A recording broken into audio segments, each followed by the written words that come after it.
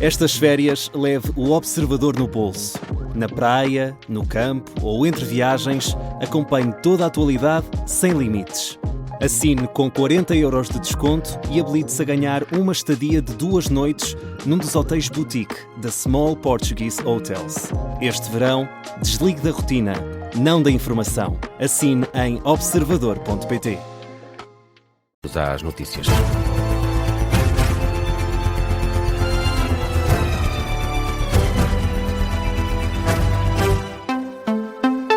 Miguel Videira com o Jornal do Meio-Dia. Miguel, o Ministro da Educação, revela que 99% das respostas dos exames nacionais estão corrigidas e que as classificações vão mesmo ser divulgadas depois de amanhã. Sexta-feira, o prazo é fixado pelo Ministério da Educação, uma garantia dada por Fernando Alexandre à chegada ao encontro Ciência e Inovação que decorre esta manhã em Lisboa. O Ministro diz que falta muito pouco para concluir a correção dos exames. Temos neste momento 99% das respostas corrigidas. O processo está a decorrer com normalidade. Obviamente, quando chegamos à fase final, é preciso identificar as provas que não estão a ser corrigidas, porque há professores que podem, por exemplo, ter metido um atestado médico. Esse processo, obviamente, exige que essas provas sejam entregues a outro professor. Mas eu penso que, durante a manhã de hoje, as provas estão quase todas fechadas, quase todas. Estamos a falar, eu estou a dizer, para todas 99. Face a este balanço, o Ministro Fernando Alexandre assegura que as pautas com as classificações vão mesmo ser divulgadas depois de amanhã e rejeita qualquer falta de rigor no processo de avaliação. Ao contrário do que muitas vezes foi dito, nunca foi dito a nenhum professor que corrija uma prova que não está completa. Aliás, quando nós identificamos alguma dificuldade, nós corrigimos e pedimos ao professor que faça outra vez a nova avaliação. Desta forma, garantimos que na próxima sexta-feira teremos a publicação de todas as avaliações, com rigor, com toda a transparência. O Ministro da Educação voltou a deixar uma palavra de elogio e agradecimento aos professores, tendo em conta os problemas que têm enfrentado ao longo deste processo de classificação dos exames nacionais. A prova que tem tido mais dificuldades foi a de português, porque é a prova mais difícil de corrigir, e deixo aqui um agradecimento muito especial, não apenas aos professores de português, mas a todos, porque nesta reta final, e porque houve de facto erros, houve professores que tiveram que corrigir a mesma prova 3 vezes, isso está identificado, mas o que é que isso mostra? Isto mostra, por um lado, o esforço que está a ser pedido aos professores e que nós reconhecemos e que nós agradecemos, mas mostra, por outro lado, o comprometimento total que nós temos com o rigor da avaliação. Declaração do Ministro da Educação, que marcou a presença esta manhã na cerimónia de abertura do Encontro Ciência e Inovação, foi acompanhado pelo Primeiro-Ministro, que não prestou declarações aos jornalistas.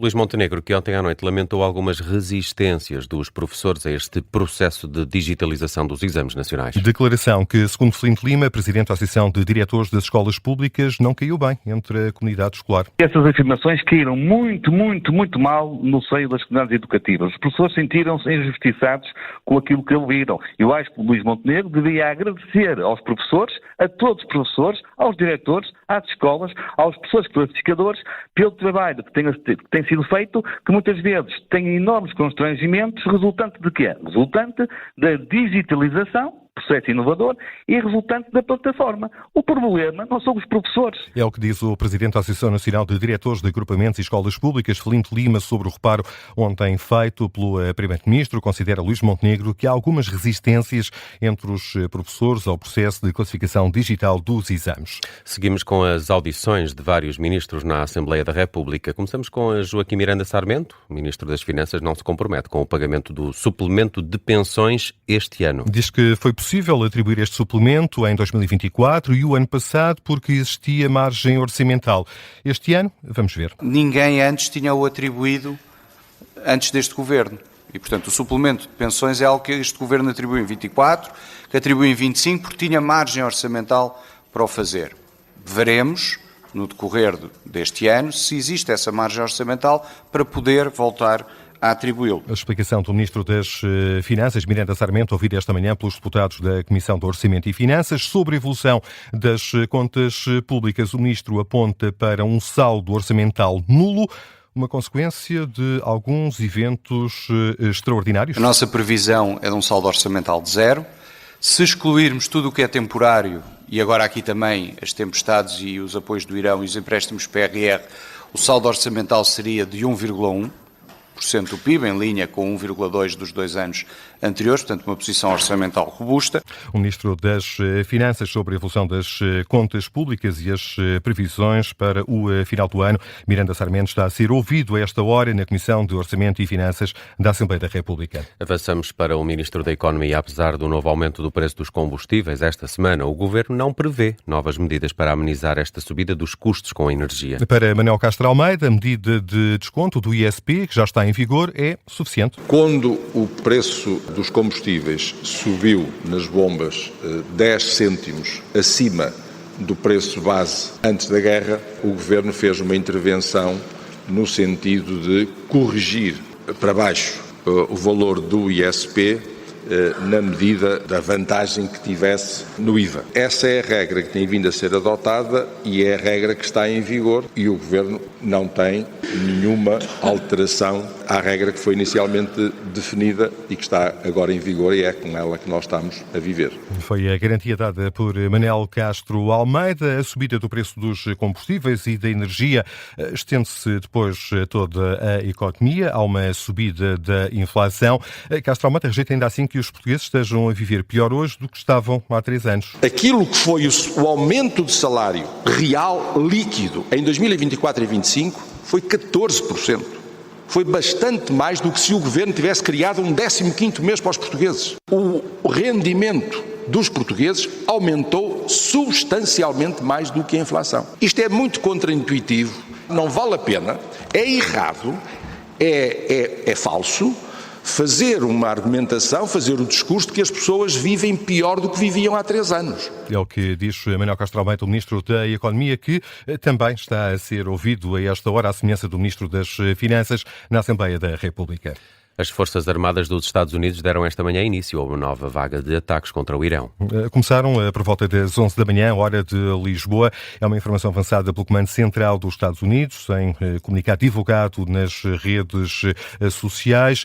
É indicado que os novos ataques destinam-se a enfraquecer ainda mais a capacidade militar que as forças iranianas têm utilizado para atacar a navegação comercial no Estreito de Hormuz. E as forças de defesa do Bahrein dizem ter impedido vários ataques aéreos iranianos nas últimas horas. Ataques que são classificados como hediondos. Ainda esta manhã a Guarda Revolucionária Iraniana garantia ter destruído um centro de comando e controle e um centro de gestão de apoio naval, além de vários armazéns e tanques de combustível numa base dos Estados Unidos no Bahrein. Seguimos com outras notícias também em destaque a esta hora. A Presidente da Comissão Europeia está esta manhã em Kiev, a 11ª vez que Ursula von der Leyen visita a Ucrânia desde o início da guerra no leste da Europa. A chegada foi anunciada pela própria responsável na rede social X. Ursula von der Leyen garante que nesta visita vai ser discutida a entrada da Ucrânia na União Europeia e também iniciativas de parceria no âmbito da indústria de defesa europeia. Depois de uma difícil etapa de montanha, o pelotão da Volta à França em bicicleta tem hoje pela frente uma tirada plana, 161 km, mais 300 metros, a ligar Vichy a Nevers. O esloveno Tadej Pogačar parte amarelo, símbolo da liderança do Tour, tem uma vantagem de 3 minutos e 36 segundos para o dinamarquês Jonas Vingegaard. O português Nelson Oliveira, da equipa Movistar, está no lugar número 86 da classificação geral, a 2 horas e 2 minutos do líder.